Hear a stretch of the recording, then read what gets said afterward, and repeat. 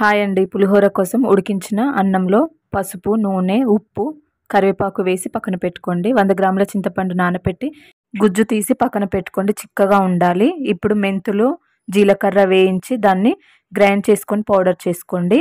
First తాలింపుకి నూనె తీసుకొని జీలకర్ర, ఆవాలు, శనగపప్పు, మినప్పప్పు, కరివేపాకు, పసుపు వేసి చింతపండు గుజ్జు కలపండి.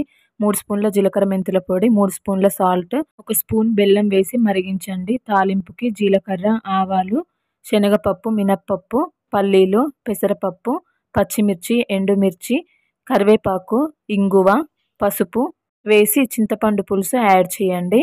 ఆవాల పొడి కోసం ఆవాలు, 2 ఎండుమిర్చి, సాల్ట్ వేసి గ్రైండ్ చేసుకొని పులిహోర అన్నంకి కలిపేసి ఆవ పొడిని కలిపేస్తే మన పులిహోర రెడీ. చక్కటి ప్రసాదం రెడీ అయిపోయిందండి. దేవుడికి నివేదించి మనం తినేయడమే. ఎలా ఉందంటే సూపర్గా ఉంది. థ్యాంక్